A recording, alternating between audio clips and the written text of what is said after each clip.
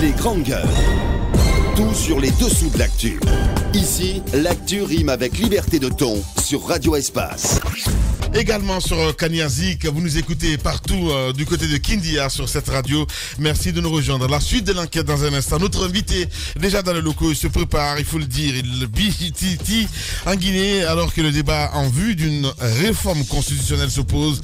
De plus en plus, les masques tombent, des voix s'élèvent pour s'exprimer clairement en faveur d'un troisième mandat pour l'actuel locataire du palais Sékou Touréa. Les regards restent rivés sur la nouvelle CENI qui doit dire à quel moment elle sera à même d'organiser les prochaines élections législatives. Toutefois, dans une récente sortie sur nos antennes, ici même chez les grandes gueules, l'ex-directeur des opérations de la CENI accusait la présidence de la République d'avoir désigné les deux représentants de la société civile au sein du nouvel organe en charge des élections en Guinée. Que répond-il à cette accusation? Quel regard porte-t-il sur la situation politique actuelle du pays?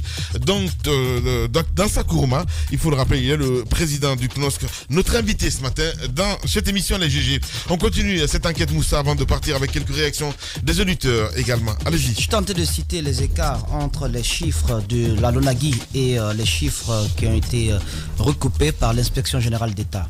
Je ne suis pas en train de soutenir quelconque arme, mais je suis en train de dire quand même il s'agit quand même des deniers publics, il s'agit de nos fonds et que dans ce pays, il va falloir quand même faire attention à la gestion à la tête des différentes régies.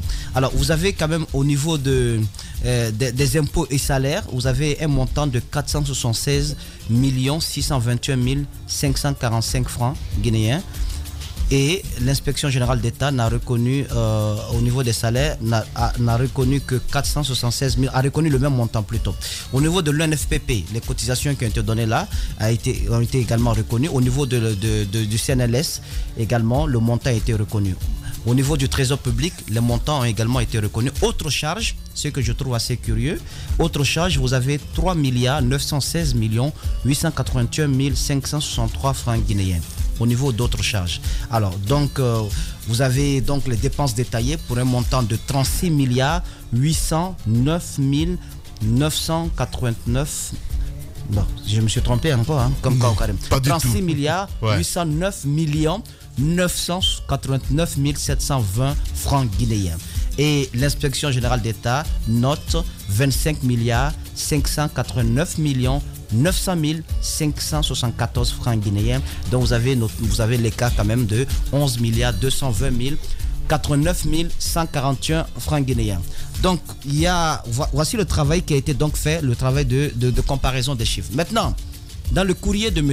Aïdara, il note quelque part qu'il ne comprend pas l'environnement de la vérification de l'entreprise, notamment de la LONAGUI.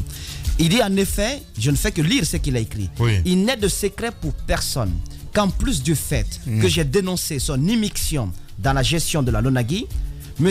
Hakim Zézé Koivogi, qui peut bien se défendre parce que le courrier quand même porte son nom, M. Hakim Zézé Koivogi a juré de faire ma perte parce que j'ai refusé de lui verser une somme de 40 millions de francs guinéens mensuels avec une voiture 4x4 qu'il ajoute, selon toujours M. Aïdara, qu'il a été nommé à la LONAGUI par M. le Président de la République pour ne plus qu'il souffre. Donc je vous lis ça, pourquoi? Parce que c'est le PCA. Je vous lis ça, d'accord? Je vous lis ça, pourquoi? PCA, là. Oui. Parce que je vous lis ça, pourquoi? Parce que il y a aussi le fait que monsieur le président, l'ancien directeur de la LONAGUI, dit ne pas comprendre le rôle qu'a joué donc le docteur Diané dans cette histoire. Bon, je ne sais pas. Est-ce qu'en tant que ministre des Affaires présidentielles, il peut... parce que je n'ai pas un courrier qui justifie qu'il a saisi lui-même l'inspection générale d'État, mais le fait pour lui de citer le nom du ministre Diané dans ce dossier, je pense que le ministre Diané doit s'expliquer, doit donner des explications pour que l'on puisse comprendre qu'il n'est pas peut-être dans les intrigues. Sinon, si... Non, si. Bon, moi, je crois que c'est là, à ce niveau, c'est un raccourci. C'est trop facile de dire. Le ministre Diané les soucis ont commencé parce que j'ai dénoncé ce qu'il appelle ces immixtions dans le travail. Il y a un fait. Il y a un travail d'inspection qui a été fait.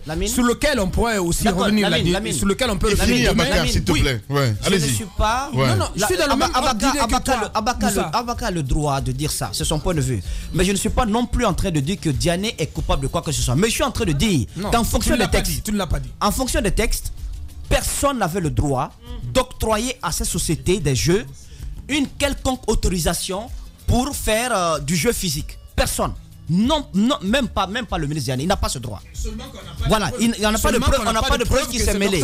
Mais en même temps, lorsqu'on vous accuse, parce que quand même c'est noté dans ce courrier, c'est officiel, c'est le directeur de la Nogué qui l'a écrit, lorsqu'on vous accuse en tant que quelqu'un qui occupe un poste de responsabilité aussi stratégique, je dis qu'il doit parler pour donner sa version des faits. C'est mon point de vue. Parce qu'on n'est pas en train de l'accuser. Je suis en train de relever ce qui a été dit sur lui. Mais ce qui reste clair, comment on appelle, le directeur de l'exploitation, je ne comprends pas le jeu qui a été fait. Parce que les courriers émanant de lui prouvent qu'il a plusieurs fois rappelé la société en question à l'ordre pour ne pas qu'elle puisse dépasser sa zone de compétence. Mais c'est étonnant quand même de voir que la même société bénéficie d'un accompagnement et à l'insu de l'ancien directeur. Ouais. Moi, je trouve qu'il y a beaucoup d'intrigues dedans. Ouais. Monsieur Aïdara, je ne dis pas qu'il n'a pas pris. Moi, j'aime le travail qui a été fait par l'inspection générale d'État. Parce que l'inspection générale d'État, au moins, se bouge. Pourquoi je le dis?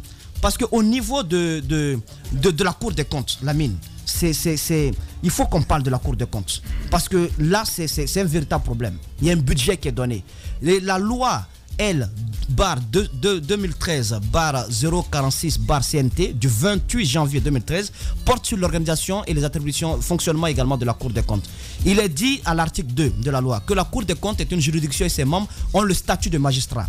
Elle est indépendante du pouvoir exécutif et pouvoir législatif. Elle joue de l'autonomie budgétaire et de gestion. Elle décide seule de la publication de ses avis, décisions et rapports. L'article 5 précise que la Cour des comptes juge les comptes des comptables publics de l'État, des établissements publics, des collectivités territoriales et locales et de leurs établissements publics. Donc, l'article 6 dit, circonscrit ce qu'il suit, la Cour des comptes contrôle et appure la gestion. Mais ce que je ne comprends pas, avec autant de prérogatives, ça m'étonne que la Cour des comptes soit passée au niveau de certaines régies financières et qu'elle ait dit, on n'a rien vu, tout va bien. Bien. L'inspection générale d'État... Vas-y. L'inspection générale d'État passe aux mêmes endroits, elle nous sort autant de monstruosités. Il faut qu'on se pose des questions. Que fait la Cour des comptes dans ce pays? Pourquoi elle ne joue pas son rôle? C'est la question que je me pose. Et dans les jours à venir, on va montrer à l'opinion publique combien la Cour des comptes nous coûte pour un travail qui n'existe pas. Bien. Radio Espace, les grandes gueules. Leur spécialité, c'est la démesure totale. Tant qu'ils ne changeront pas, nous ne changerons pas non plus. Les grandes gueules, à suivre tous les jours sur la radio d'opinion. Radio Espace.